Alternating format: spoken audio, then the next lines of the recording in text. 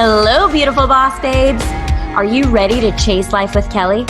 Well, I'm your host, Kelly Chase, and I'm so excited you're here. We are going to talk about all things love, dating, relationships, money mindset. We're going to dive deep into self-love, worthiness.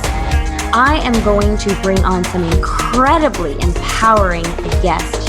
We're going to have fun, we're going to laugh, and perhaps we're even going to shed some tears together.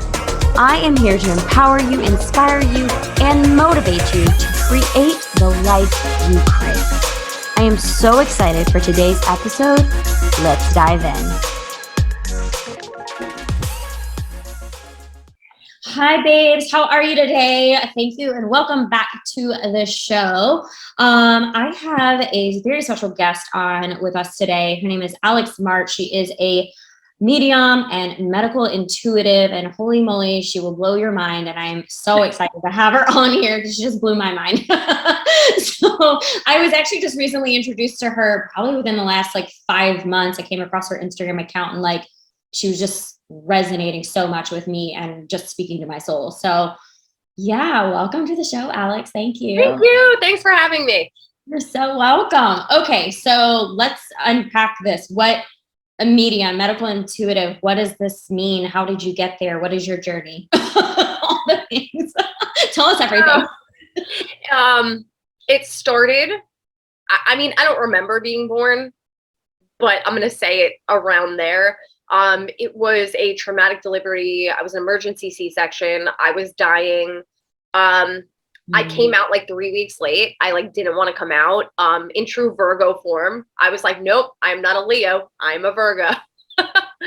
And then it was around the time that I can resonate faces and understand words and speak. And I would be in my bedroom with my dogs. I want to say 3-4 years old. And a woman would come into my room and my parents would fight. It was whatever, childhood, right? Mm-hmm. And as a kid, I was just so sensitive and I just didn't like hearing loud noises, loud voices, things like that. And this woman would come in and she was noticeably missing one eye. And she would always say to me, everything's okay. You're okay. And then around 4 a.m, she would wake me up, right? I would go into the kitchen and she would have me putting oregano spice in water. Mm-hmm. I'm putting water in a cup, oregano. And she said, do this if you ever don't feel good. And I'm like, okay, this is normal. I'm 4. I would tell my parents about it and they're just like, okay, so we'll get to this weird full circle there. So my parents just pretty much thought nothing of it. They were just like, okay. And then I would go to my grandmother's house on my mom's side and I would find tarot cards and playing cards with things on it that said things. And I couldn't read. I just knew, and I would see people in her house and I just thought, okay, this is normal. I didn't think to ask anybody because it just felt so normal to me. Mm. So this is my life. We're going to fast forward around the age of 12, 13 years old. And I'm in the kitchen with my dad. And because I remember saying to my dad, I'm psychic, which that word no longer resonates now because of what people using that word have done with manipulation and deceit. Mm. But I remember saying to my dad, I was like, Dad, do you have an uncle that died that you're named after? And he goes, no, I'm not named after anybody. I go, yes, you are. I was like, there's a guy right behind you. I was like, he's crouched down like this. He's 12 years old and he's wearing an old school Brooklyn hat. That's the only way I could describe it. And I was like, ask grandma. He calls my grandma and says, was I named after, he's just humoring me. And she goes, yes. She goes, that was your Uncle Robert. When he was about 12 years old, he got hit by a truck in Brooklyn and he died. And we named you after him. We just never told you because we didn't want you to think that you were named after somebody. And then we just forgot. So my dad turns around and he's just and then I start telling him about the woman with one eye. And he goes, what the fuck? Yeah, the woman with one eye. He goes, that was my grandma who came here from Syria because her abusive ex-husband beat her and she lost her eye and she came over to Brooklyn. Whoa. And he goes, yeah, the whole family is like this. Excuse me, sir? Sir, what? He was like, yeah, your grandmother used to have premonition dreams and that. And I was like, he was like, this is why I've never flinched when you're like, yeah, I see dead. Like, he's just like, okay. And then it was like shortly after that like things started visiting me in my room at night. And like, it was just this whole thing. And then, so let's fast forward, right? 17 years old. I'm at a concert. People get into a fight. I'm not paying attention, looking for the bathroom because I got to fucking pee. And I accidentally get hit, fell down a flight of cement steps, cracked my head open, rushed to like a few different emergency rooms because they didn't like have enough technology for the brain bleed that I had and the cracked skull and the neurology part of it. They like told my parents to prepare themselves. I was never going to wake up the same person again. The bleed was too bad.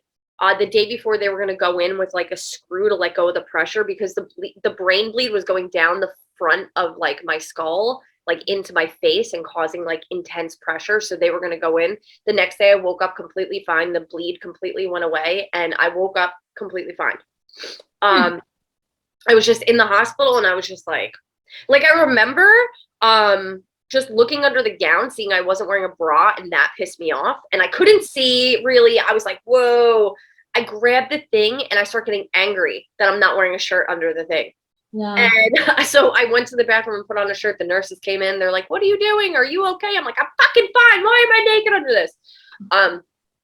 After that, I started to be around people and I would feel things that they were feeling. So I would feel if somebody was about to cry as if it was my own. I would feel back pain, leg pain, neck pain, headaches. I would be able to tell if somebody's liver was enlarged. I would be able to tell if there was something in the thyroid because I would start coughing around them. And it was things that were just coming to my head that I didn't understand. And I would hear things like breast cancer, get an exam. And I remember saying to somebody, I was like, you need to go get a breast cancer exam. And like, they found small cells in there. Like, it was just crazy. And I was just like, what am I? At that point, it became so loud and there was spirit everywhere. I couldn't live as a functional person. I remember asking my dad if he could get me put on meds. I thought I had MS, lupus. My body was just having all these fucked up things happen to it. And I mean, you and I are relatively in the same age bracket. Back then, Google is not what it is. I don't even remember if we had it around then. I remember like a Tower Dell computer. Right. Yeah. And I like remember I couldn't go on the internet because I would feel everything. I always had anxiety. I gave myself an accidental like eating disorder because the anxiety in my stomach was always so bad. I just couldn't keep food down. And so I was just afraid to eat for years. It was really, really a nightmare. And then I remember I just like said it out loud. I was just like, I need help. Like, I need help.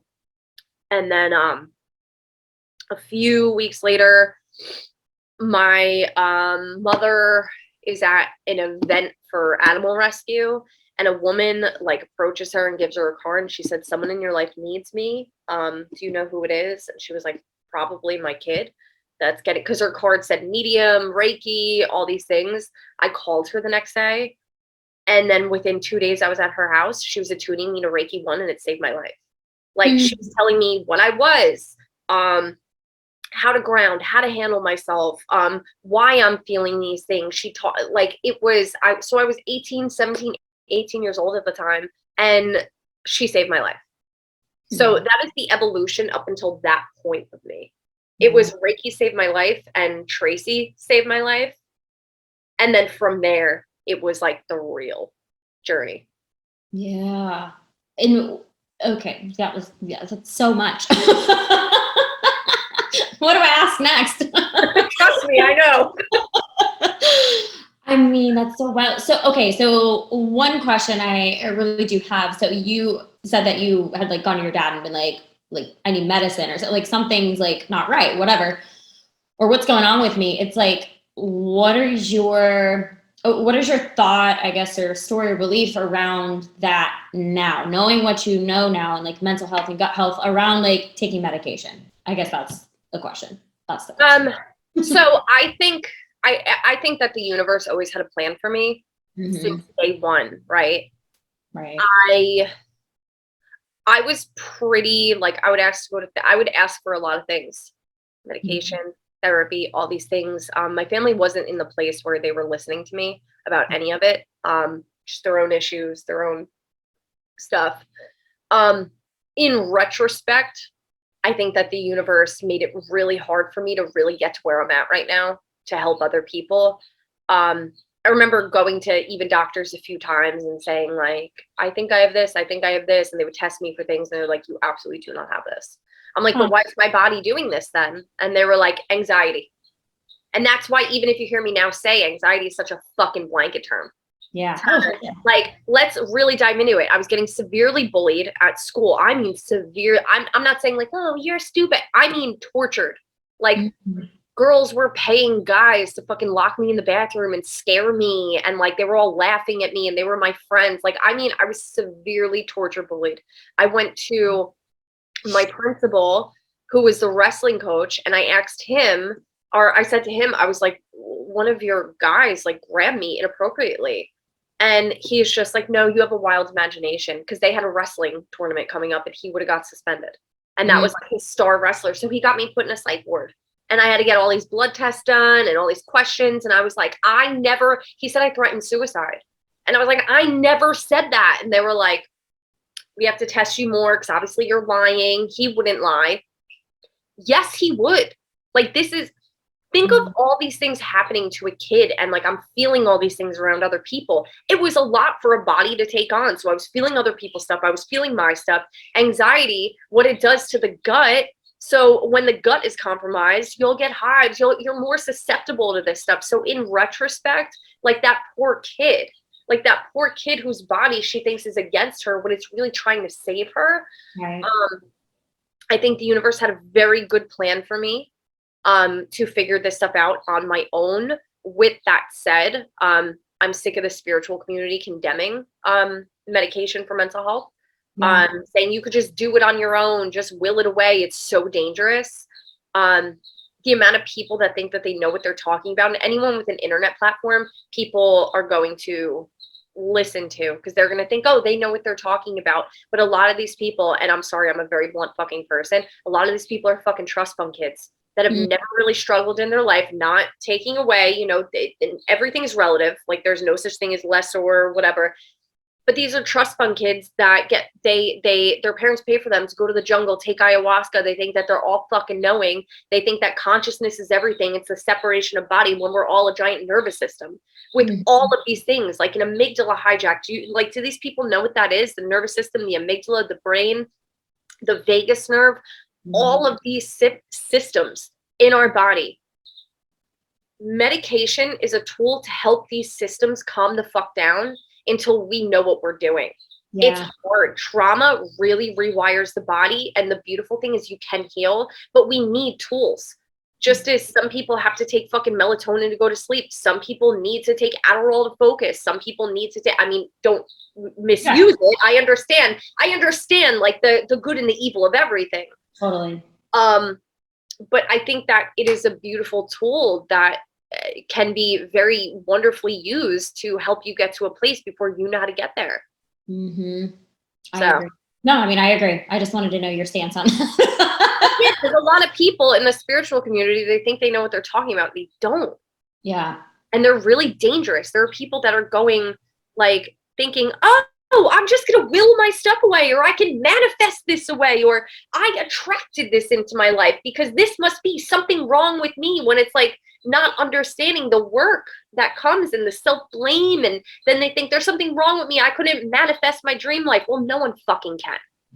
Like it's just, I'm very passionate about people's healing and mental health and the evolution of dark emotions, and telling people to just will stuff away. And that was the issue with Doreen Virtue. Doreen Virtue was like on top of her fucking game.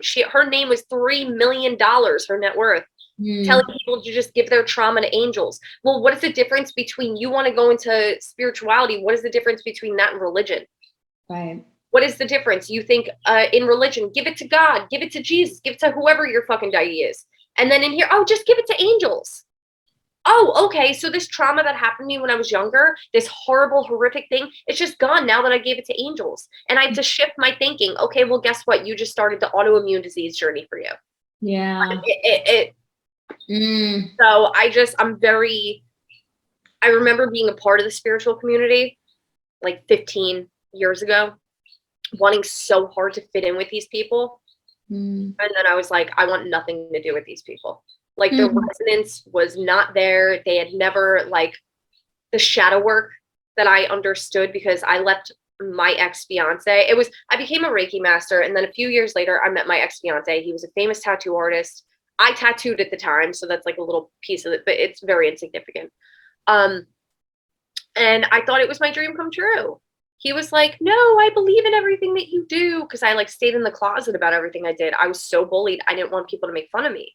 And he turned into be the most abusive human I've ever met in my life. Like, it was dark, the abuse. Like, if I called him out on stuff, his eyes would shift and he would be like, Alex, something bad's gonna happen to you, Alex. And like all that stuff, I left him, started my Instagram, helping people know the real life stories, not just like putting, and if these people abuse you, blah, blah, blah, blah, blah, and the narcissist is attracted to your light, and da, da, da, da, da. It was like, no, this shit is fucking deeper. Like, this is deeper. And then giving real life stories of what he did, and then fighting him with cease and desist because he was like, you're trying to defame me. I'm like, motherfucker, I've never said your name, so stop acting guilty. Like, the shadow work I had to do to heal from that, and everyone trying to make me force forgiveness. Oh no, just forgive him. And if I, on here, I'm going to keep this very G-rated. If I openly told the public half the stuff that he did to me, like, no one would be okay with it. But people saying, just forgive him. Isn't that saying that I in some way like deserved it? And again, that's if we circle back in spirituality, a lot of the evolution, that's where it's like people are like, no, I needed this lesson in order to grow. Okay, maybe in 5 years you'll be able to get there. We could keep ourselves attached to that healing narrative, but as of right now, how do you feel? And people are afraid to say, I'm angry. Why? Because somebody is judging them. Who is that person to judge you? The trust fund kid that says, just meditate about it, just will it away. And it's like this vicious cycle that's happening where people are not being allowed to feel how they feel. And then they're feeling shame in going to traditional therapy, shame in medication. Oh, I should be able to get over this if I'm conscious enough. What does that mean?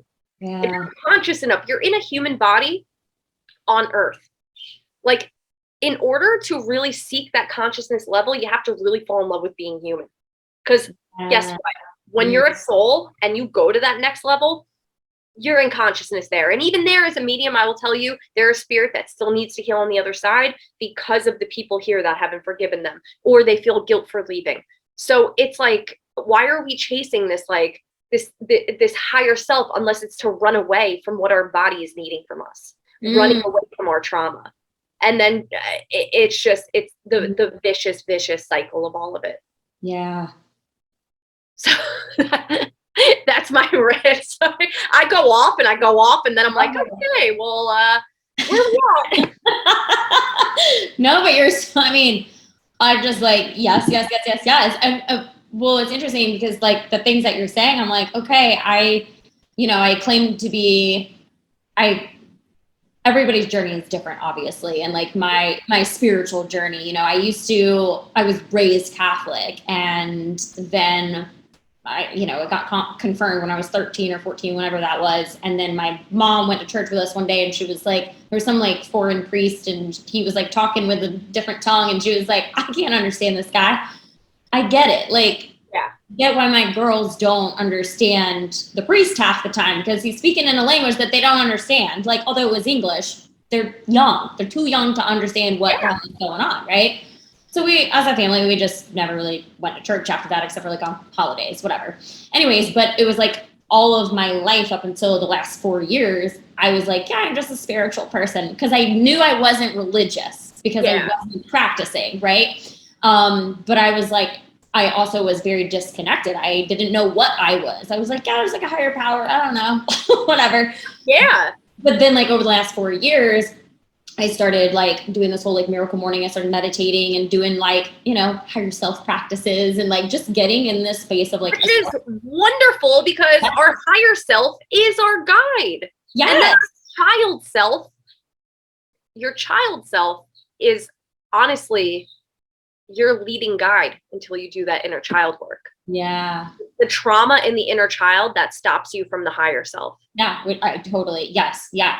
No, exactly. Well, that's what I was just about to say. It's like, yes, I've been on this like spiritual journey and evolution over the last few years. And I'm like so tapped in and tuned in. I'm like, okay, when I go outside, like I go for walks every day almost. And I'm like, that's my church. Like, that's my God. Yes. That's it. You know, like I love being outside. I love being in the ocean. I find like just simple, like I literally the other day, I was like walking underneath a tree, and instead of continuing to walk, I just stood underneath a tree and I took it in, and I was like so radically present. And I was like, nothing mattered in that moment. I was like watching the like rustle in the leaves of the breeze and all the things. And then I just like the like super green leaves against the like stark blue sky. And I was just like in such fascination. And I was like, this is self-love. Like, this is so much love. Like, I feel so fucking connected right now. Like, it was just so powerful. And it was just a moment, you know, of my day. And it was just everything. But I recognize what you were just saying. It's like, we get into this, we're trying to do like all the higher self stuff, and we're actually avoiding like doing the inner child work and the shadow work and things like that.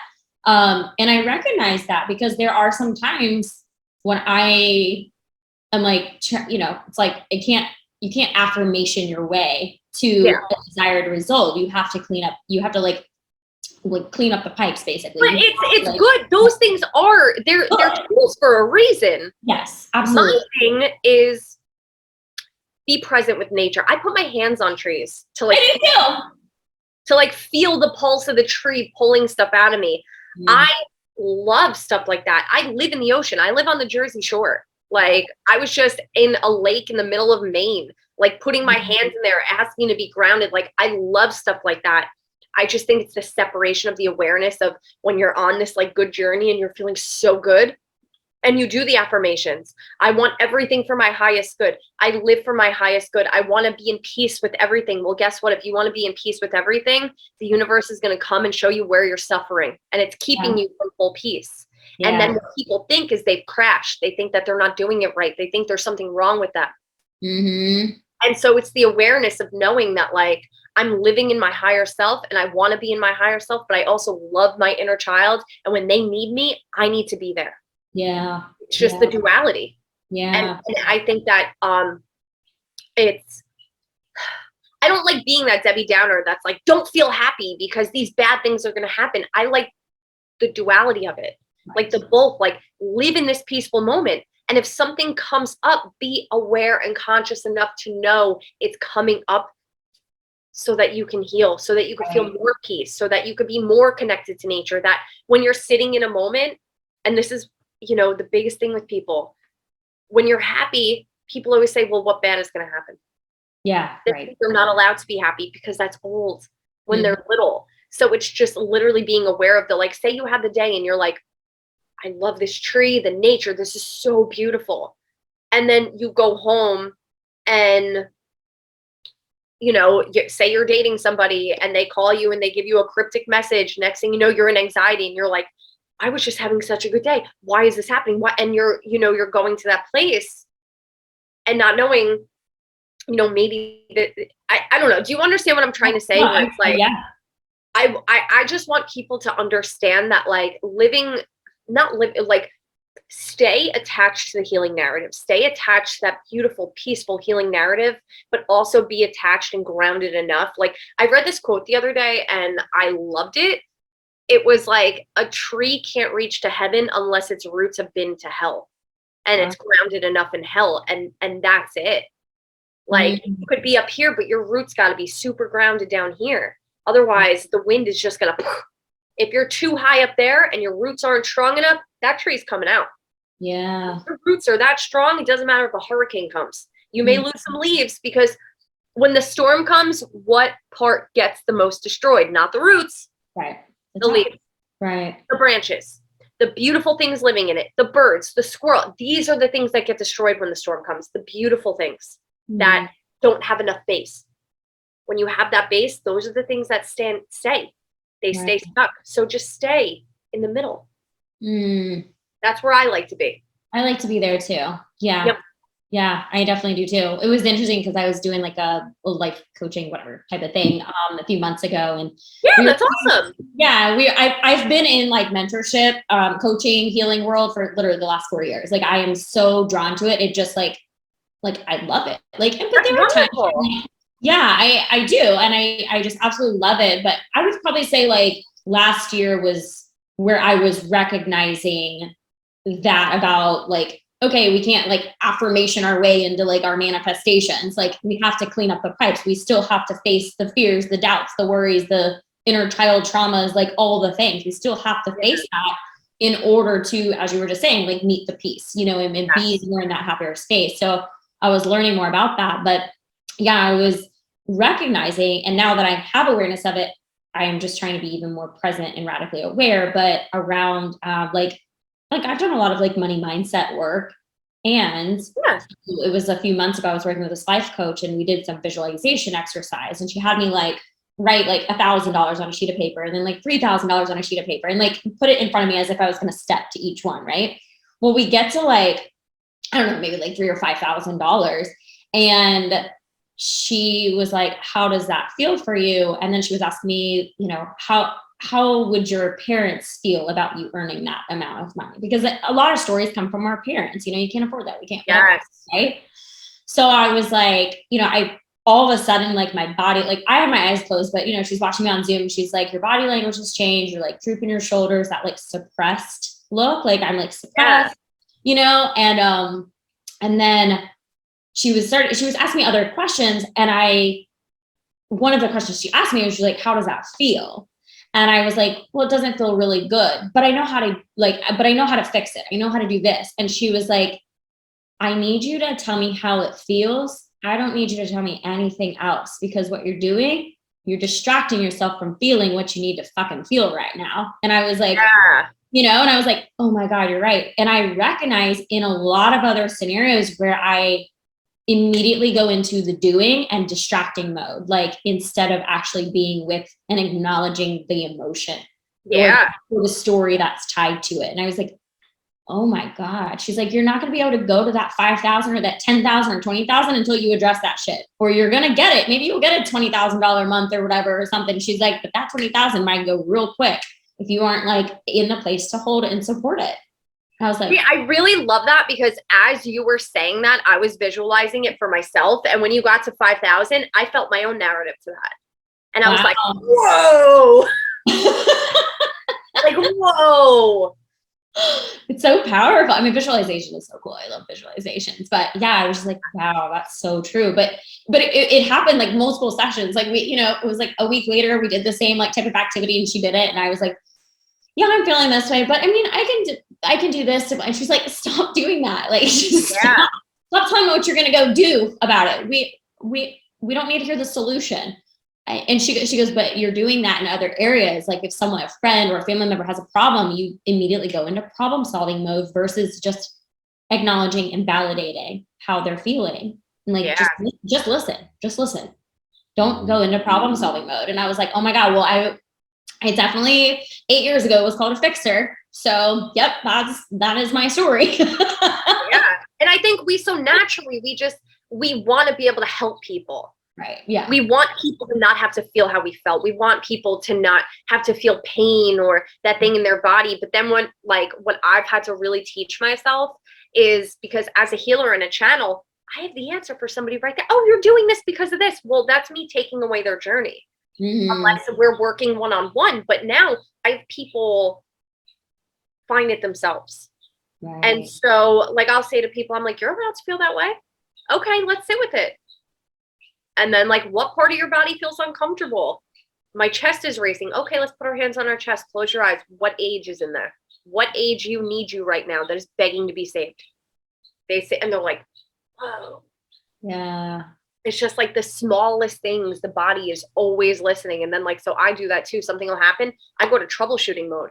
And it's because I always had to be, throughout my life, I always had to be the adult. I always had to be responsible. I saw adult problems at such a young age. So I learned how to problem solve instantly and just avoid what was going on. Yeah. So we're like the same. Yeah. It's crazy too, where you see like little things of yourself where you're like, I really thought that this was like positive in my growth. That I wasn't sitting with it and I wasn't letting it defeat me. And I was like, how do we fix this? And it's just the levels of it. I always say the first level of spirituality is we are all one. Everything is love. Everything is so beautiful. Oh my God. Amazing. You see color for the first time. And what happens? The storm comes. And then you're like, oh, okay, yeah, things are beautiful, but this rain isn't going away. It's like there's so many. And that's why, like, I don't even like the layers of an onion. I used to say it's like the layers of an onion. It's like so much deeper than that. It's like you have one layer up here and then it's going to come out over here and then come out over here and then come out over here. And it's all so connected. Yeah. Oh, it's so true. I used the onion reference too. It did up until probably a few weeks ago where I realized I was like, it's so much deeper than just like layers. Yeah. It's like in here and then goes in here and then your intestine, your emotions in your intestine are connected to your heart. Your heart is connected to your lungs. Your intestine is connected to your lungs. So your grief is affecting your stomach. And like like that's traditional Chinese medicine. And in spirituality, they're like, and I'm not shitting on spirituality. I am a healer. I am a healer through and through. I teach Reiki. I'm a medium. I'm booked until September of next year as what I do. Like, this is my life. I'm very in tune with that side. I see spirit. This is my life. What I mean is where people are saying, no, if your heart chakra is out of whack, then that's what caused your grandparent to get this illness and die. Like, it's just like, there's so much surface level stuff that just needs to be like taken, because everything is connected. Your shoulder could hurt because you hurt your wrist. Your wrist could hurt because you feel like you're not in control of things, and then that's up to your shoulder. It's right. I'm rambling. No. You are spot on for sure. Well, it's interesting because I recognize those things within me. Like I had like a nerve issue within my hip, on my right hip for a really long time. And I don't know if it's through walking or the healing work that I've been doing the last 4 years or yoga, or it's a combination of all the things, right? It's a combination of all the things and just having awareness to it. But now it only is activated around a certain person. And I'm like, okay, well, what is that about? And I haven't discovered what it is about yet. But next time you feel it, just put your hand on it and just close your eyes and just ask to see. Yeah.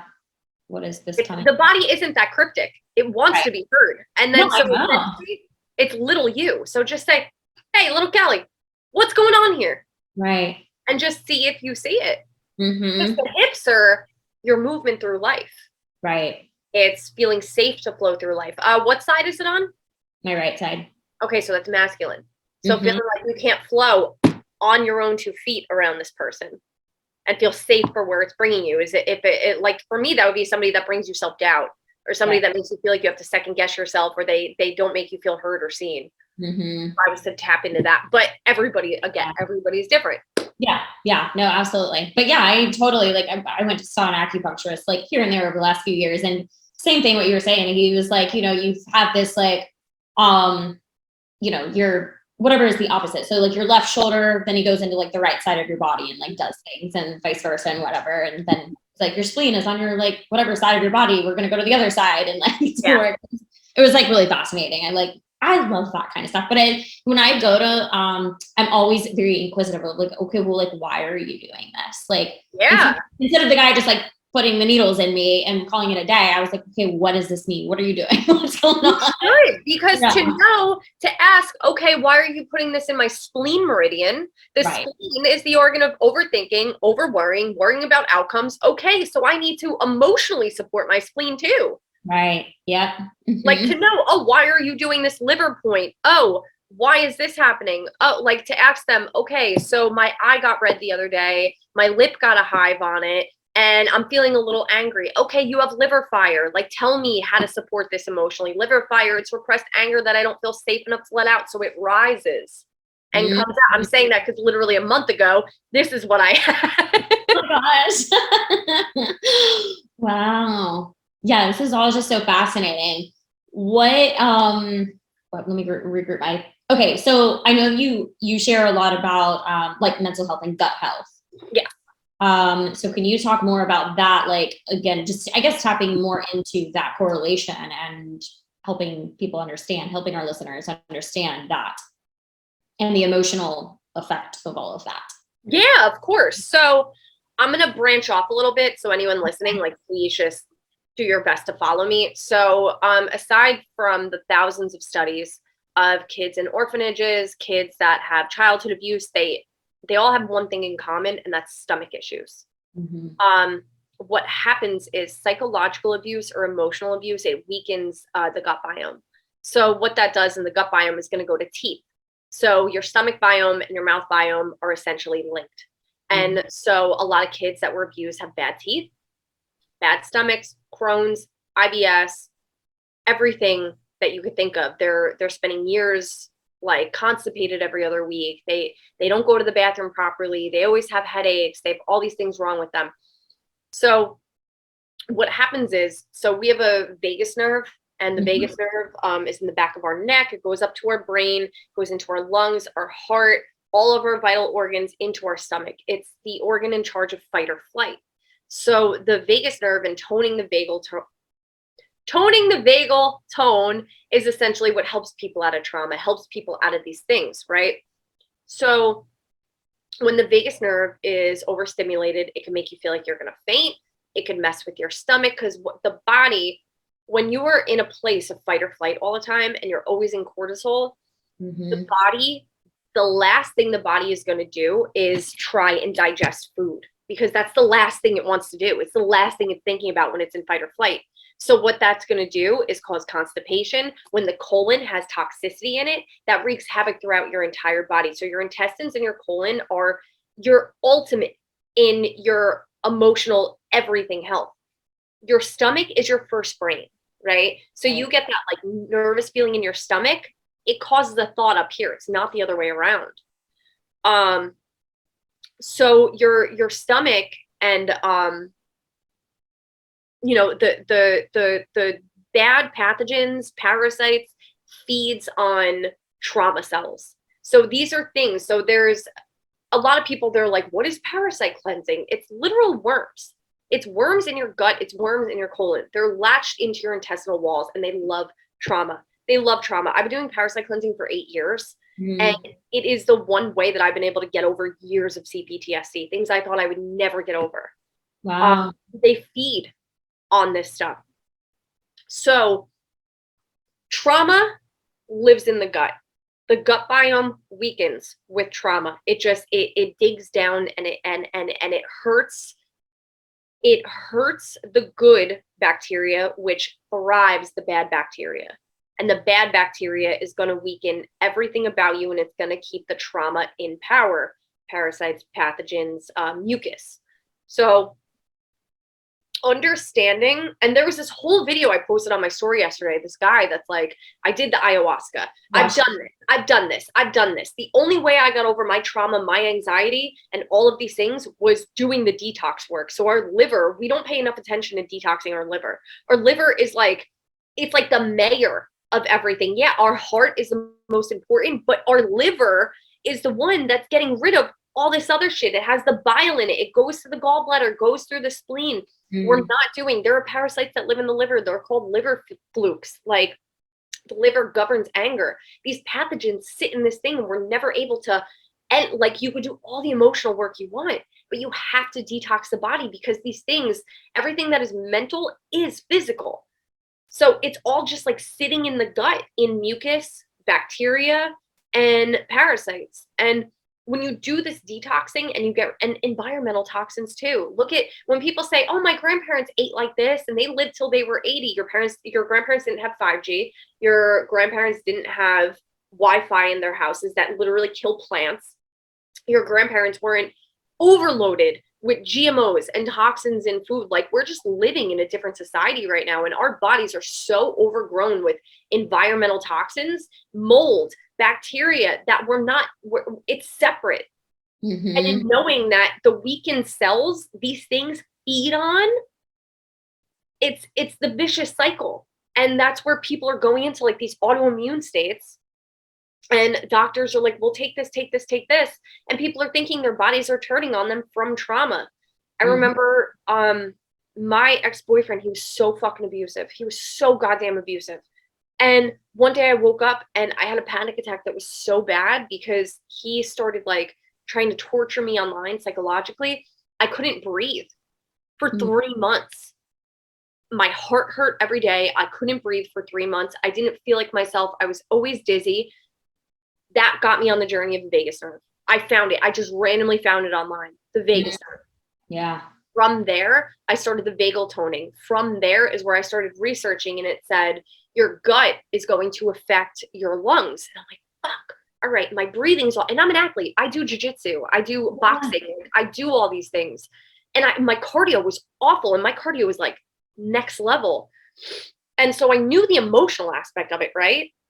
I was doing all the emotional work. It wasn't working. This is what's been working for me for 100 years. It was not working anymore.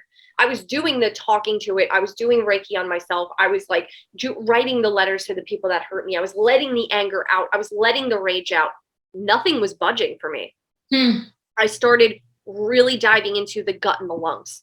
And I knew, I was like, you know what? My body intuitively told me, you need to start doing this. You have to parasite cleanse again.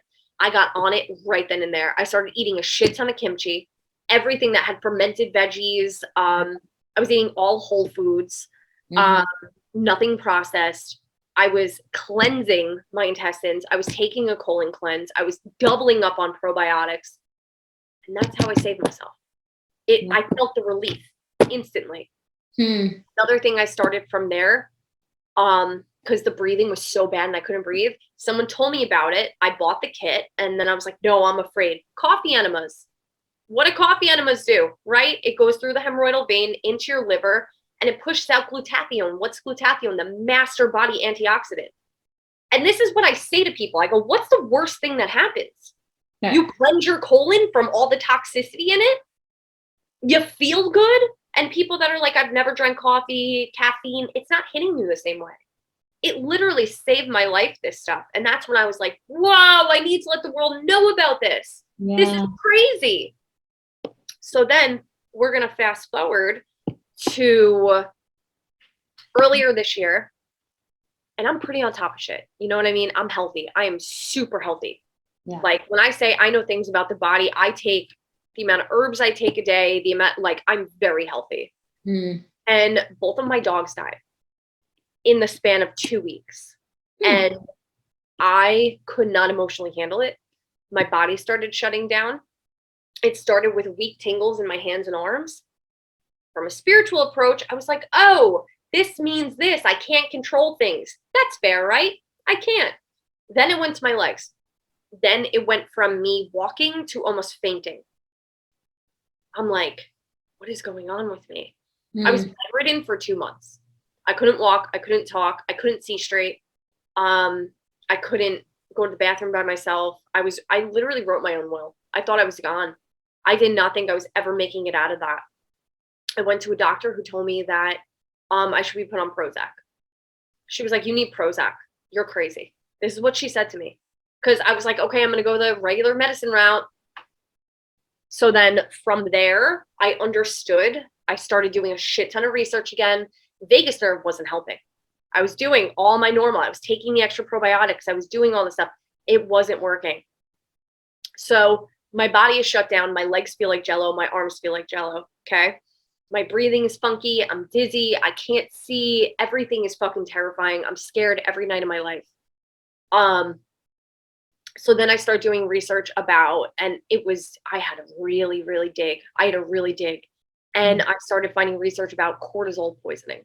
And when the body is in too much fight or flight for too long, what happens is the cortisol poisons the body. What does it do? Starts poking holes in the gut lining. Poking holes. What happens when the toxins in the intestines start bleeding into the body? The body is listening and it's doing what it's supposed to do. It's trying to get rid of these invaders. That's where the tingles are happening, the weakness, the fainting, because my nervous system was so compromised from all this toxic sludge throughout my body. Leaky gut is what it's called. Leaky gut goes to leaky brain. It goes into your brain stem. It causes inflammation in the brain. I couldn't think properly. I couldn't talk properly. I thought I was stroked out. I couldn't move my hands. I couldn't hold my phone. I couldn't read. I couldn't make sentences together. I made one TikTok video in that time and my speech was slurred. And I saw it and I was like, oh my God, you're done. Like your life is over. And I was like, no, my life, I have not come this fucking far on this journey for this to fucking take me. Right. I couldn't do jiu-jitsu anymore. It was destroying me. That moment, I was like, how the fuck do I correct this? Started doing everything that I could for leaky gut. Started to heal the leaky gut. Started to take different herbs. Anything that I suggest to people, or I say, if I was you, I would take this. I've experimented on myself and it's worked. Right. This is where I realized I had to do extra special attention in my gut health, but it was all liver. Repressed anger because I couldn't control things. So people think anger, they're like, I'm not an angry person. You don't have to be. Anger is a blanket to protect where you feel the most vulnerable. So let's look at all of our inner child, all of our wounds, where we feel the most vulnerable. And those pathogens in our body these things that we think in our head are controlling our body and weakening our body. Mm-hmm. So it's in healing. If I did the emotional work, guess what? My body would still not be. Where would my body be? If I was only doing the emotional work, I had to go in and heal and correct through L-glutamine powder, marshmallow root, Pau d'Arco. I had to rebuild my intestinal lining, and I spent years correcting my gut health. I had fucking IBS as a teenager from all the emotional issues. Yeah. It was crazy, and I didn't think it could happen to me, but I'm a healer that I do everything right. I help other people. I take God knows how many herbs. I've been a Whole Foods plant-based vegan for almost 10 years. Like, I'm a very healthy fucking person. I train jiu-jitsu 7 days a week, and I teach boxing. This almost took me down, this emotion. It almost took my body. And a regular doctor told me, and I believe in modern medicine, it's what saved my brain. So before anyone says, oh, she's hippy dippy, no, I believe in everything. But if I didn't know any better and I didn't know that there was something that I had to do with my gut, parasites, heal my intestinal lining, cleanse my colon, do the coffee enemas, I can't even tell you if we would be having this conversation right now because I thought I was dead. Right. I was ready to give up. And then I said, absolutely not. And now every single client I've had so far this year has the same thing. Yeah. So I hope that made sense in everything I was saying. I really only know how to use things from my own perspective because these are things that happen to me. And I'm not out there on this platform saying like, you can heal and everything is blah, blah. I'm like, no, this shit sucks, man. I'm putting coffee up my ass to try to heal myself. Like I'm doing everything I can, but that shit is 6,000 years old. Right. Like, parasite cleansing, you do in every other country if you have autoimmune symptoms. Why not here? Why not here? Because why is this not wide? Pharmaceutical money. But it's just like, so I had a medical doctor wanting to put me on Prozac opposed to maybe saying, oh, let's look deeper. What's your home life like? What's going on in your life right now? Right. So like when I sit down with a client, because I'm able to physically feel their stuff and I'm able from physically feeling, I can channel the root of the emotion. So from there, we build from there. Because a lot of people that have physical symptoms or autoimmune or their bodies are sick, they don't know the root because they're so worried about how am I going to make money? How am I going to survive? Okay, so let's sit down. Let's talk to the inner child. Let's heal the gut. Let's build on top of this. But the one thing I ask them, what is going on in your life right now? And they'll be like, I can barely work. I have to, I can't feel my arms half the time. This is how I feel. Okay. Yeah, I know I feel. They just want to feel validated. They want to feel seen because you know what makes people feel worse? When you tell them, no, it's in your head. And that's every fucking person with this stuff. Trauma wreaks havoc on the body. Yeah. And there's not enough people like talking about it. They just want to, oh, you were the bad thing happen to you that men do to women, that terrible thing happen to you, oh, just do a mantra. Oh, just you're safe, you're fine, blah, blah, blah, blah, blah. You have no idea what that's doing to the physiological system. Totally. What that's doing in your sacral chakra, which is your personal power.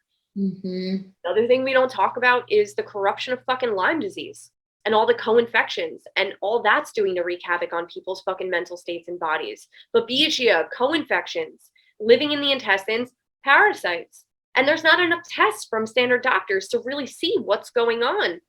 Right. It's just, it's sad.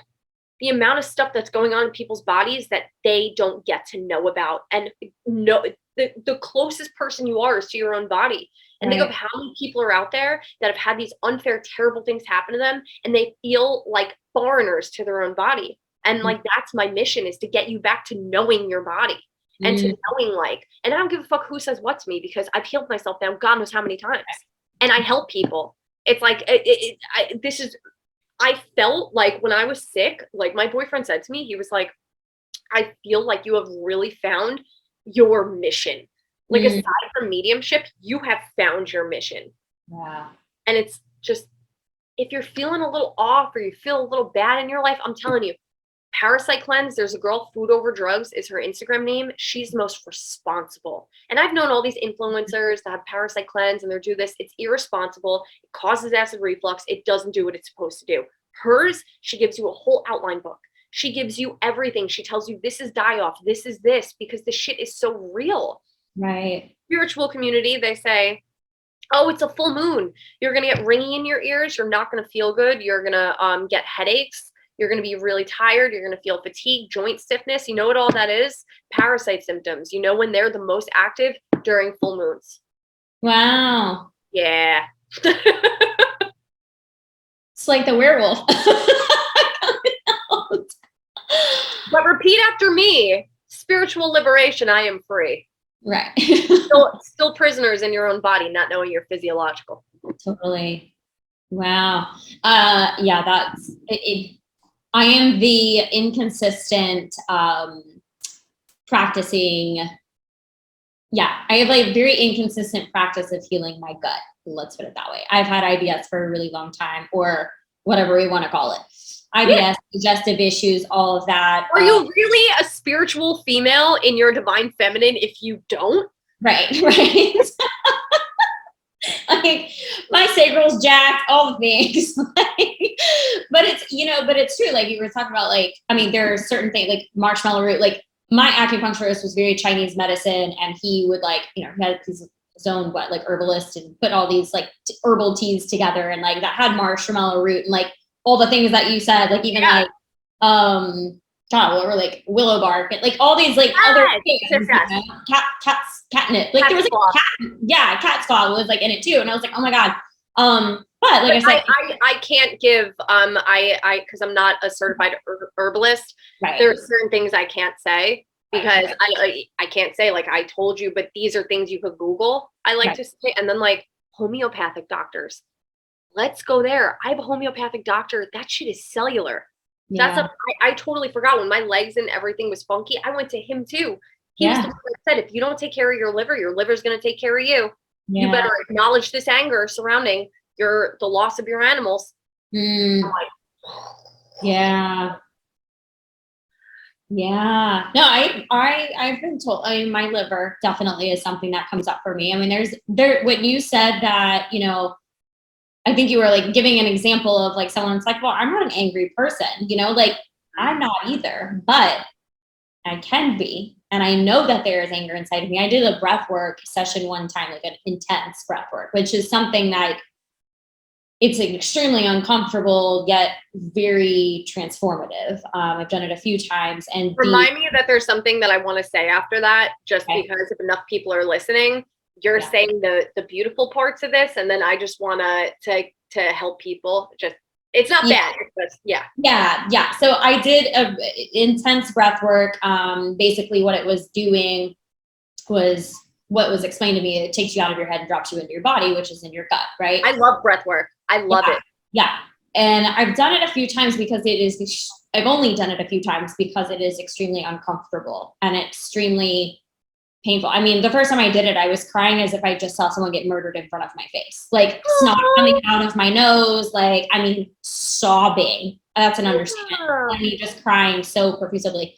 But there was something that shifted inside of me that first time. Like there was like, I say it was like the biggest let go, quote unquote, of my life. Like there was some emotional ties that I was holding on to. And like, there has just been a particular like peace that has been over me, my being since then. Right. Yeah.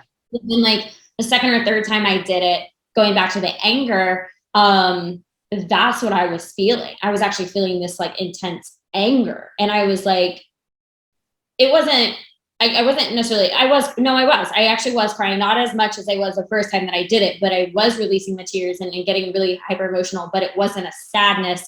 It was more of an anger that time. And I was like, oh my Powerful. God, I'm like really mad. I'm really mad at this person. And because they're whatever in my life. And I was just like, I was releasing all this anger. I'm like, oh my God, but you know, situations, experiences continue to piss us off. It's not like we're angry one day and we'll be not angry for the rest of our life. Like it happens. So yeah. It's like an underlying anger for sure that is still prominent in my life. And I know that that is definitely an emotion that I have to address. Like there's someone who it just happens to be this way, but literally like every time I'm about to eat or I'm eating, this person happens to call me or send me a text message or something. And my gut contracts immediately, like not even answering the phone, not even having a conversation. It's just the notification that the person is calling me. My entire gut contracts. And I'm like, I can't answer this call while I'm eating anymore. I can't do it. Like, don't call me between the hours of like 12 and 2 and 5 and 9. Yeah. Put that silence notification on. I'm like, oh my God, it's so crazy. But like, it's so like my entire body just clenches. And I'm like, that's not good for my gut. That's my stress. That's stress. And I don't need that stress right now. It's yeah. crazy. And that's also the fight or flight. And that's your vagus nerve. Your vagus nerve has now did this to your stomach so it doesn't have to add on one more function because it's trying to keep you safe. Right. Yep. Exactly. And I know that I have, what is it? I don't know what it's like. Vagus it's like nerve issues. Yeah. Whatever. Yeah. Yeah. Like there was when we stop recording, I'll give you all the. Yeah. Well, I'm like so excited. No, but there was an incident. This was like back in 2014 where I was fine. Meaning like I've eaten very well my entire life too, although digestive issues. So that's why I know it's like emotional. Yeah. But so in 2014, it was like after a breakup, I actually decided that, I'm going to like do a bikini competitor, like workout. Like I wasn't doing a bikini competition. Okay. Or like a fitness competition. I was following the workouts and the eating, like the guideline for eating, how you would do a bikini competition. Cause I was like, I just want to get really shredded. And I will preface this in saying I'm 5'2" and I was 109 pounds at the time. Okay. I'm also 5'2". Yeah. Yeah. I'm a very petite person. Right. So I did get a little shredded, whatever. But now in hindsight, I'm like, okay, well, that's why these people that do competitions like this, they actually have coaches and mentors to help guide them through this entire process because it will fuck you up. Mm-hmm. And it did, and it has. And my body still hasn't gotten back on track. So I like got a little shredded. I got down to 99 pounds. 99 pounds. Yeah. Sorry.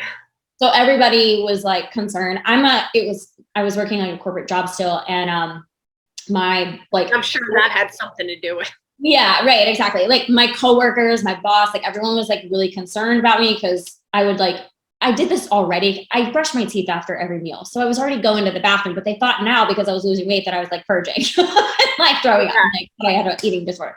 I did have an eating disorder, but it wasn't like that. Anyways, but I lost weight. My mom was like, we need to go to the doctor. So she takes me to the doctor and, we start doing blood work, and I'm sitting up and I just telling the nurse, I was like, I'm just like really thirsty. Like I need some water. And she was like, I can't give you water because you're going to throw it up. And I was like, and I'm like, well, Mom, you just keep talking. Like my mom was in the room. And I was like, Mom, just keep talking to me. But it's like, I wasn't listening to her at this point. And I the last thing that I had remembered was the nurse telling me to lay back. She was like, well, maybe just lay down. I don't even remember my body going backwards, like in the little chair. I wake up, there's 3 nurses, the doctor's in the room, they're holding my arms, my legs, all the things. My mom has this sheer fright on her face. And she was like, I think you just had a seizure. Like, holy shit, your body was convulsing. They woke me up with pneumonia. Yeah. Like came to or whatever. They were like, if you did not wake up in the next like 30 seconds, we were about to rush you to the hospital.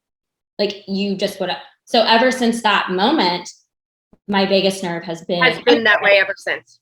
It's been that way ever since. So I have to be the most preoccupied person when getting blood blood drawn nowadays, like laying down, crossing my legs, music playing, someone talking to me, looking at Facebook. Like I have to be doing the most to distract myself in order for me to not like wig out and like pass out again. Yeah. And, like it is wild. But like even like, I mean, I was fine before like all of that happened, you know, as far as like, oh, I see someone's like cut or I see like a broken arm or whatever, you know. Now it's like, I can't go there. Like I'm that person that I'm like, that just wigs me out. Like I just can't. Yeah. I mean, think about it. Just because it's normalized in our society in a medical standpoint to get blood work done, right? It's not natural. We're gonna have these fucking reactions because it's our body thinking that something is not okay with us. Right. And we're trying to rationalize to it. No, you see all this blood because this is good. The body is like, fuck you, bitch. Yeah. Yeah. So I'm like, I have like this stored body trauma now that I'm like, oh my God, like that never happened before. But it's not just with that, you know, now it's like, I recognize when my vagus nerve is like freaking the fuck out. Yeah. And it's just wild. And I'm like, I know like my sister does like sound healing and things like that. And I'm like, I know that those types of things can be very helpful. And, you know, Yes. I definitely want to look into more of what you were talking about though, like parasites. And even like with the vagus nerve, because like, why aren't we talking more about polyvagal theory and the vagus nerve? But the loops in here to your ears, you stick your fingers in. Yeah. Helps your vagus nerve. And also tongue on the roof of your mouth going, I've heard and gargling. Gargling. Okay. I've heard the mouth on the top of the, yeah. I'm taking really quick before we get off the subject of breath work. I just want to add in a story. I'm sure there's a lot of young girls that listen to you. Yeah. In the realm of breath work, it is amazing. Everyone should do it. Make sure you find someone that you trust. Yeah. Somebody that you are okay with being around your vulnerable body. Because when you come from trauma, it's hard to let go. I had an experience in South Carolina. It was a shamanic retreat. My shitty ex-fiance brought us there. And it was a guy that was just wearing all this appropriation gear. It was a white man with a white beard. And he had all these women that were sober. So they were all sober from alcohol and single and very dependent on this man. So I remembered when I saw this, it was a shamanic retreat for breath work. And I remember seeing this and feeling very not okay. I felt I was off. And he laid everyone down to do breath work. And the next thing I know, I could not let go. And at first I'm like, is there something wrong with me that I can't let go? Like, why can't I experience this? Everyone else seems like they're having a good time. Next thing I know, I see him going over and like touching these women and petting their heads like this and sticking his face by their heads. And I'm like, fuck this. Yeah. He comes over to me, kneels down on me, and I go, don't touch me. And he goes, you're not going to be able to get out of this if you don't let me. I go, that's fine. I don't need anything. Yeah. I was so uncomfortable. I remember my ex-fiance at the time, he was like, can't you just like do things and be a part of the group? And I'm like, no, I can't, because this guy is a fucking predator. This guy's a predator. That is what this is. These are vulnerable women in sobriety. Sobriety is very close to my heart. My dad is sober. A lot of people in my life are sober. These women are looking for ways to heal, and they're trusting you. And what you're doing is you're taking advantage of their trust and their vulnerability right now. And God only knows what you're doing. Yeah. So I just want to make it abundantly clear to any woman listening to this, make sure when you are going for breath work, for shamanic retreats, any sort of retreat, any sort of spiritual healing, you trust this person, you have good recommendations from people. And if you feel off, run. There is nothing wrong with you if you feel off with somebody. Your body is warning you for a reason. Run. So that is what I wanted to add about the breath work. Yeah, no, I love that. Absolutely love that. Yeah. I mean, like if someone can impact me through breathwork through a Zoom, you don't have to be like, you don't have to be in person and someone, like with someone you don't trust. Like definitely. I'm like, everyone always calls me. They're like, you're the super overprotective, like everyone's big sister. And I'm like, yeah. Because I will fight for everyone. Like to get the right answers and not be taken advantage of. And spirituality is no different. There are guys out there that are taking Zoom calls with girls and they're like, you have to get naked in order for me to heal you. Yeah, no.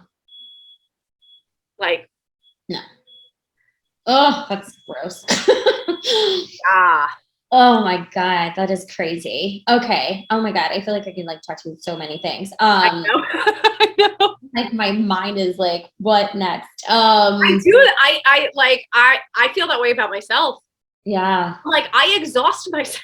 It's not exhausting. It's like extremely, like I'm just extremely fascinated and intrigued. And I just resonate with a lot that you're saying, whether it's something I practice myself or something that I've learned or heard from another person, you know, that kind of thing. And it's just, you know, confirmation in a sense and agreement and, you know, just a lot of good stuff. And, you know, it's just interesting, you know, as I said earlier, it's like I'm inconsistent with my like healing practice of my gut. And, you know, I feel like there's a lot of people that are like that, you know, they'll go to a specialist or a doctor and they like do it for a little while and then they like don't anymore, or they run out of the supplements and then they just like, I'll get them later, and they don't, you know, but those supplements is what their body is needing. And they may need it for 2 years or 5 months even, like, but they don't continue it. So like, how do you encourage your clients to stay the process, stay on their journey? I'll challenge you one better. Okay. All right. So the body is a divine being, right? Our body knows everything it needs to heal. We just don't understand it yet. So our body is far more intelligent than we are, right? So when it gets sick, things are happening. It's pointing to something saying, please help me. Please help me. My ex-fiance, the fucking tattooing sociopath, he was having sex with like all of Philadelphia. I didn't know. And next thing I knew, I had a kidney infection out of nowhere. My body was, I understand the medical, I understand the physiological bacterial infection, but I also understand where I had a silent UTI. I didn't even know. I didn't even know. I was that healthy enough. It wasn't, it was silent, and I understood, and I knew in spiritual practice, I was like, no, this is a warning. Like I knew, even though I didn't understand what he was doing, I knew spiritually, my body is warning me right now. My body would not just have this happen if I was in alignment. Right. So, for me, if the body knows what it needs, right? And the gut holds most of our trauma. So our lungs hold grief, sadness, worry, our hearts, heartbreak, all these things we feel in our heart. Our liver, anger, our inner child not being able to protect itself, okay? Our stomach, the things that we can't handle, the things that we don't know how to understand yet. Our spleen, overthinking, worrying about outcomes. Our large and small intestine, the emotions that we can't process, the things we're holding on to in life, our colon, the things that we can't let go of, the wounds that we self-punish for, that we think we're responsible for. Just like Reiki, just like breath work, just like bowls, just like energy work. If you do too much of something to the body is going to get sick. The body can't handle it. There's only so much the body can handle. So what if it's the perfect storm of you do enough gut health to clear enough, and you have to take a break for a little bit? The organs can't handle that much herb. It can't handle that much stuff. The organs are cool or they're warm. If you do certain things for too long, you're doing the opposite. You're hurting it. So what if your body is just that intelligent? Yeah. And it doesn't. Okay, that makes sense. So I mean, it is that intelligent. Instead of like saying to yourself, am I that inconsistent? I'm inconsistent with my gut health. Just put your hands on your gut and be like, so what do you need from me? Do you feel like you want to start this again? Are we ready? Have you created life to be safe enough to deal with the things that are going to come up? Are you emotionally supportive of yourself to deal with the things that are going to come up? Or are you going to think that you're back to square one, depressed, and not be able to handle it? Or have you created the life that is so safe now that you acknowledge your inner child that's sitting in there, you acknowledge the wounds that she has, and you acknowledge that when you have these large emotions, that's healing and it's not a punishment. Yeah. And that's the beauty of gut health work. I love that. Yeah, that is. I gotta sit with mine. Yeah, because I tell people the gut health journey is a journey. Yeah. It's a journey. There's a destination we all have, but all of our destinations are different. And I always say to people, the gut health journey is where you're really going to learn who you are. Yeah. You're really going to learn who you are. Because in numerous studies too, with intestinal parasites, they control serotonin. So if something doesn't want to die and it can control your brain waves, what's it going to do? Right. You know, keep you in a state of sadness. As these things are dying in your gut, it's emitting toxicity, heavy metals that it's holding on to. So that is going to make you feel like you're crazy. You really need to be in tune. Right. And there are enough doctors out there that talk about all this. There are doctors that left doing surgery. They left traditional practice because they were like, I'm done gaslighting clients. And they have like Dr. Jess MD. She has a whole parasite cleansing thing. And she's like, this is what's keeping you sick. This is a woman that did surgery in hospitals. Wow. And she's like, I want people to heal. Right. So it's all out there. Yeah. But we're hidden enough from it. Yeah. Right. Yes, absolutely. I know there's a similar situation, a doctor that I went and saw, maybe it was like a year ago. He was the same thing. He came from like surgeries and hospitals, and he was like, that's not it. And so he opened up his own practice, and he has a bunch of like naturopaths and, you know, things there. And we did like a muscle testing, which was really fascinating. And I love kinesiology. I love it. It was super cool. But I had the hip thing, and then I had like a shoulder thing too. And I kind of now go back to like, that onion analogy of like peeling back a layer, because whatever the homeopathic remedies that he gave me for, it was like coccyxy virus or something like that. He was like, you have a virus that's laying dormant in your shoulder, in your bones. And I was like, there's a virus inside my bone, like, or whatever he said. But, and so he gave me homeopathic remedies to address that, while also then giving me like this connective tissue, like tincture or whatever.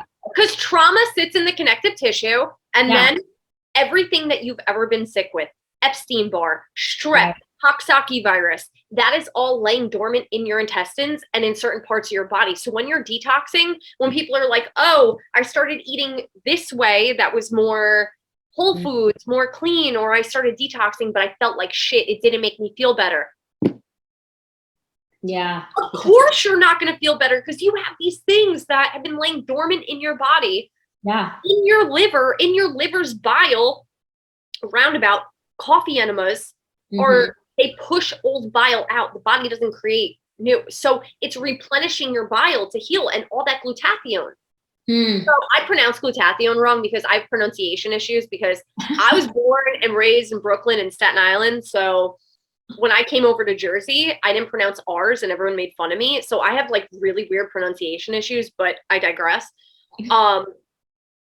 It's all these things are dormant in your body, and they want to come out. They want to, and as you're detoxing, you're pulling this stuff out of you. And this is, again, why are we so separate from this? Why are we not told this stuff? Yeah. And dental. The amount of stuff that I've had to get total dental reconstruction since I was young. Since I was young. So my teeth started rotting out of my mouth because of poor gut health, because of fucking childhood trauma.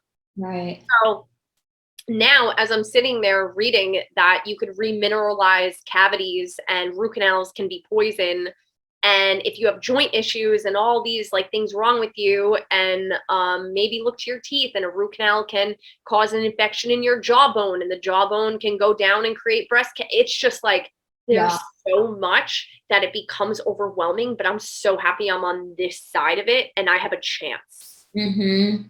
Absolutely. Absolutely. Yeah, doctor telling you, I didn't even know it could sit in your shoulder. I thought it was just in here. Now I'm like, yeah. Well, that was it. I was like, oh my God. But you know, these tinctures and the homeopathic remedy, like I didn't have shoulder pain for a while. And I just recognized, I mean, I want to say it was 2 years ago that I went and got that done.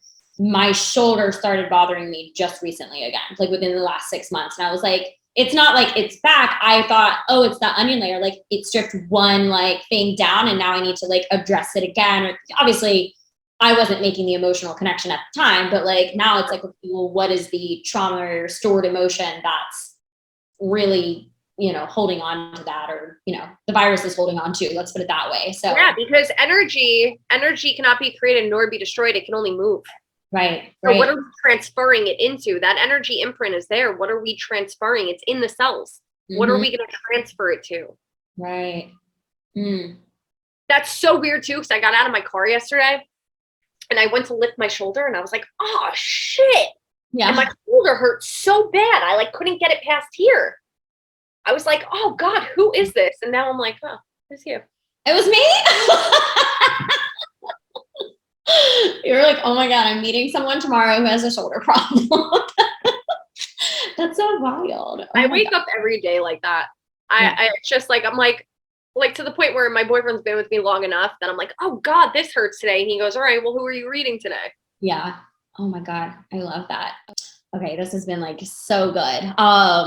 Okay. One more thing I do want to ask you, just like, because we've talked a lot about the like healing, going back to like your, you know, your specialty as a medium, like when you're like having sessions for people, is it like kind of you channel in that first and then you can kind of like direct, like, do you use that to direct your conversation, or is it more of a, hey, tell me what's going on in your life first? Like, so the way that I operate is I physically feel people's stuff. So my assistant sets up the reading and then she sends me a phone number and a first name. I know nothing about anybody. I have no part of anything. And then she'll just send like a Zoom link that she created for us. But when I have the number, I'll text the person. I'll say, hey, does this hurt? Or do you have issues with this? Or da, da, da, da. And they'll be like, yes. So I know I'm tapping into them. Yeah. And then when I open the screen and I call the person, my body will start shifting and it'll be whatever present spirit is there that wants to talk to them. So my body becomes how it felt for them to pass. And I take on their mannerisms.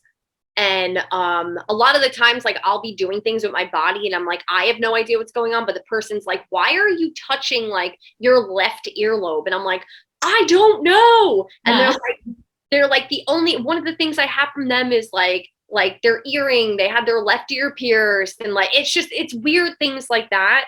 Spirit is my first love. It's my number one. I mean, even just like going out to bars when I was younger and like just randomly going up to people and saying like, oh my God, like this person is saying this and da da da da da, even a little buzz. Like the other day I was at jiu-jitsu and one of the girls in there, we were in the locker room and I'm like, there's a guy standing behind her and he's like, tell her dad's here. And I was like, look, here we go. Like it's everywhere. It's supermarkets. I could say, especially because I'm younger, going out, going to the bar, like even like locally, like going to grab dinner, my waitress, I wind up reading. Like it's just anywhere I go is where spirit kind of like needs me. Right. And they lead the way. And then from there, spirit is like who tells me, okay, this is what's going on with them. And this is where they're struggling. And then, you know, we take it to the point where I start to channel the person's body and I start to channel their inner child, because their inner child is channeled just like I do spirit. Right. So, I mean, I had one girl one day, I was going to do a group reading and I woke up and I had a bruise on my rib. I have a whole video of this. I have a bruise on my rib. And I was like, I didn't even train for like that few weeks because I was on vacation, came back, whatever. It's straight line across my rib. It's purple and black. And I'm like, what the fuck is this? I get to the group reading and I hear, I'm her dad and she wants tangible proof that it's me. My rib broke in the, they were doing CPR to me and my rib broke in the ambulance. Okay. I say, does anyone need tangible proof that their dad's rib cracked in the ambulance when they were doing CPR? The girl looks pale as a ghost, and I go like this. And she was like, it was crazy. Like, this is just what my body does. Yeah. This is just how it works. That's so neat. That's so neat. So do you, I mean, when you get these, when you're guided, with everyone, do you just like randomly, do you ask for permission to share? Or do you like go up and be like, hey, your dad's standing next to you? Like, so I will, because I've been doing this a long fucking time. Yeah. I'm like that old jaded medium at this point. I'm only 34. Mm-hmm. I will say to people, hi, I'm a medium. There are some things coming through for you. Do you mind if I share? 9 times out of 10, somebody is beyond. There are some times that I just feel that their free will is absolutely because they were begging for a sign. Mm. And like, I went up to a woman in Wawa, it's a convenience store out here, and I said to her, I go, did you pray last night? It just comes out of me. I'm like, damn it. Like, my sister will be the first to attest that I'll be out somewhere and she'll look at me and I'll start doing stuff like this. And I'm like, God damn it. I just wanted a normal night, but that is my normal. But yeah, some people I'll say like very loosely, I'll just say like, hey, did you pray last night? Your loved ones heard you and please know that they're helping you. Like, they're just like, how the fuck would you know that? I'm like, I don't fucking know. Do you know? Right. Do you know? You know? It's just what it is. It's my only normal. It depends on the person. I will get a sense of like, I'll know if they're free will. Like, I'll just know. I don't know how to explain it. It's like a knowing, just like if you know you have to pee, that it's like the most primal feeling, you know, that you're like, I know what this means. It's the same thing. Wow. That's so fascinating. Weird life. Someone's got to do it. Someone's got to do it. That's all right. Well, I'm glad that I discovered you because, yeah, this was such a great conversation and I loved it. And I hope that it, you know, just opens people's minds that, you know, when we're talking about just for everything that you're about, because you're right. Like you said, it's like, this isn't normal, but it's my normal, you know, and it's, you know, and like we all live, that is something that I personally deal with it. It's like, we all have our own reality.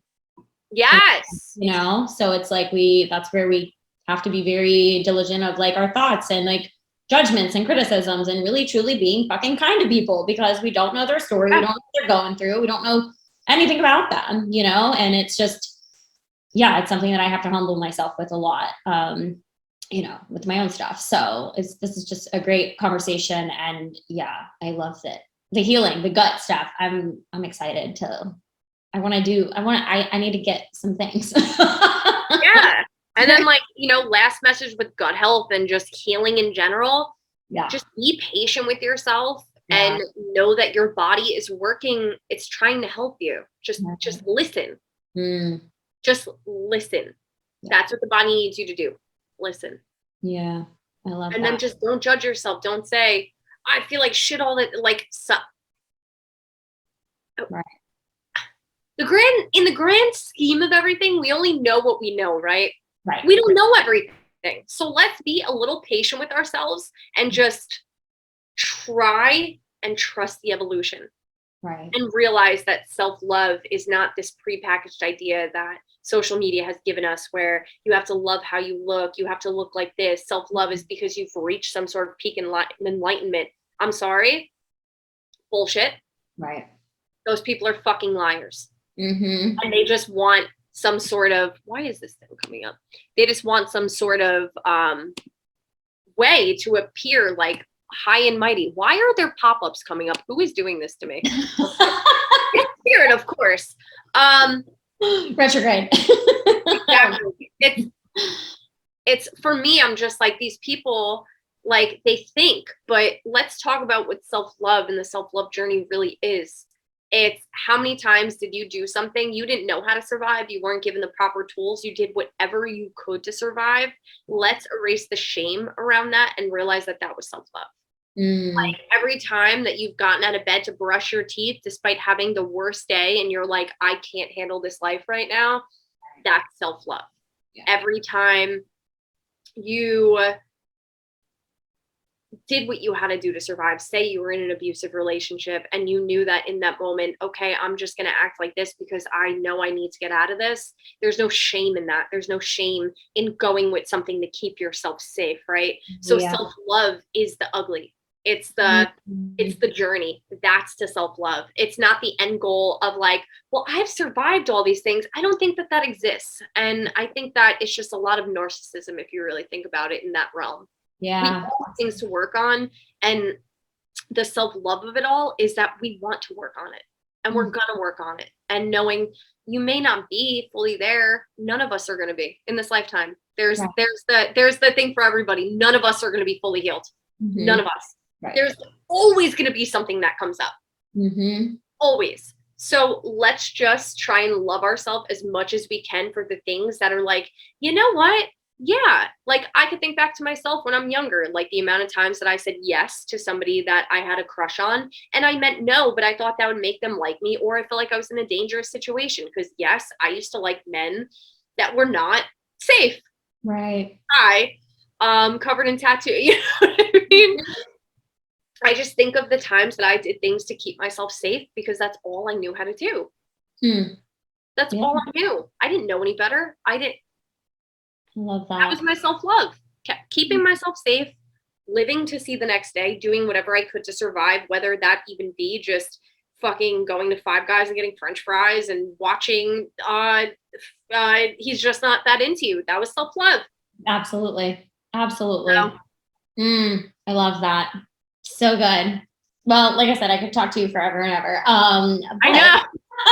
To respect your time and the podcast. I mean, we might have to do like a second one or something, but yeah, tell people where they can find you. All right. So you can find me. My Instagram is Alex March Energy. With that said, there are like 10 copycat pages of people that pretend to be me. They're not me. I only have one page. It's Alex, ALEX, March, MARCH, Energy, ENERGY. My website, alexmarchenergy.com. I have a TikTok. I just haven't really went on there. I talk a lot about abusive relationships, narcissistic relationships on there. Like my humble beginnings, talking about like abusive relationships, sociopaths, my ex-fiance. I kind of continue it on there. And yeah, that's where to find me. I love it. And other than that, I think every woman should do something. I'm just going to very quick. In the healing journey, remember that if you haven't felt safe in your life, learning some sort of physical art, whether it be boxing, cardio, kickboxing, regular kickboxing, jiu-jitsu, Krav Maga, all of these things help your body to repair the cells in it where it didn't feel safe. Mitt work, boxing, kickboxing, all of these things repair the neural pathways in your body, and it helps your brain heal from CPTSD, PTSD. So I highly suggest, and men too. I'm team big sister to these girls out here. Yeah. Just try and maybe one day do something that scares you. Try kickboxing, try jiu-jitsu. And if you're in New Jersey, just come join me. We have a women's program at Asbury Park Jiu-Jitsu. I go to Ocean County Brazilian Jiu-Jitsu, and I teach boxing, kickboxing at CKO in Jackson. So there's so many things, so much more. Gut health, mind, body, soul, 333. Yeah, I love that. Yeah, I saw that I think you put something on your story about the neural pathways and like everything about the jiu-jitsu. I can't say it. It's a hard word. Yeah, it is. But no, I like watched your story, I think this morning. So I was like, that's really cool. Like that is, exercise, moving the body moves energy and stuff, but doing something like that. Yeah, I can totally see that. And I love that you do that. That's awesome. Yep. maybe I should get into that. I'll start You doing should. kickboxing. I love that stuff. I think you would thrive. I do too. Be like, yeah, I do too. Thank you, girl. Well, thank you so much for being on the show with me and this awesome conversation. I just, like I said, this is so cool for me. Thank you for having me. This was, I really loved this because it feels like you and we talked about too, like the reality TV show stuff. Oh yeah. And like, we have very similar, humble beginnings about stuff. Like they gave me a TV show that I filmed things and I pulled out of it because they wanted me to lie about stuff. Oh yeah. And I'm sorry, I don't need to be famous. I don't need to be on TV. For me, it was just going to be my whole mission is just showing people they're not alone. Mm-hmm. So the producer said to me, they were like, you try so hard to make people feel like they're not alone and not enough people talk about what you do. Do you really want to keep that from people as well as being a medium? Fuck, you're right. Then they wanted me to pretend people were skeptics. And I'm like, why don't you just pull an actual real person off the street that's a skeptic and I'll read them? Right. Exactly. I've known this person for 5 years. Why are you? So they were like, we know what works for TV. And I said, well, I know what works for spirit. And for that reason, we're out. Right. So I self-sabotage with TLC. They were like, is this your real life and you live here? And I'm like, no, this is all staged from the production company. I read them. They were like, damn, you're like really gifted. I'm like, yeah, gonna have to come up with the next concept because my love for spirit and this gift will always outweigh any of that monetary bullshit. Yeah. Oh, for sure. I love that. It's so funny. I'm going to say this. Our season 3 for Love is Blind is coming out. I'm like, this episode may air after the fact it's come out, but the season 3 is coming out, and like I literally just like wanted to be like, I'm unsubscribing from this drama. I'm just like, I was never, it's so funny because when people are like, oh, I'm not like I watched your show, but I'm like not a reality TV show person. I'm like, I'm not either. Like I don't do reality TV. Like the fact I was on one is like beyond me already. Like I don't even know. It just sounded cool. So I did it. It was an opportunity and I did it. But like, yes, I've watched some like maybe Bachelor, Bachelorette stuff, or maybe some other type of reality show, but like never from like episode 1 to like all the way through. Like my show I was on is the only one that I've really watched episode 1 through the whole entire season. So it's like so interesting. The only one I watch is Vanderpump Rules. Oh, okay. Yeah. So don't even think I've seen an episode. It's my shameless, like. Yeah. Well, maybe that's it for me. Maybe it's my like shameless like thing to like just watch Love is Blind, but I don't know. I'm just like, geez, there's so much drama. I just like don't care. What is the premise of it?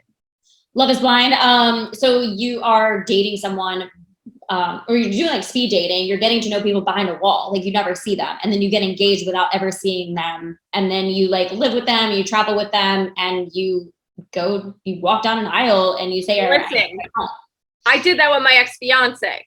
Yeah. I physically saw him, but I didn't see the man, and I traveled with him and did everything with him. So I understand. Yeah. Same thing with a lot of relationships. No, I get it. I think it's really good that you did something like that because look at what you're doing with it. I know. That's amazing. Thank you. Transmutation. Yeah, I know. I love it. And what a fun experience. Like I would do if I'm in no way single, but like say yes to certain opportunities. I think that's awesome. No, exactly. Yeah, it's definitely like just open so many. Well, and I think like the biggest thing that came from that was this whole journey. Like, I mean, I had started this like self-love journey the year prior to, like really literally like around this time, 2017 is when I like was like, I have to change everything that I'm doing if I want to see a different result in my life. So I did. And then it was 2018 when we started filming Love is Blind. And it was after that when I hired like my first mindset coach, and she did a lot of the inner child work and like relived quite a few things. And it was so transformative for me that I've like never not had a mindset coach since 2018, since like after the show. So I'm like, that's why I like love it. And I study the mind all the time. And like, you know, or as much I study the mind, I try and study like my own behaviors and how the conscious and subconscious mind works and all of that, so that I can really like understand. And it's not, you know, it hasn't just benefited me. It has improved my relationships, you know, family, romantic, like friend relationships. Yeah. It has improved every area of my life because of the awareness that I have. I love that so much. Oh, cool. Yeah. So it's like, it's almost like that was the reason I was supposed to go on the show, was to find myself, to really Fuck yeah. Fuck yeah. Yeah.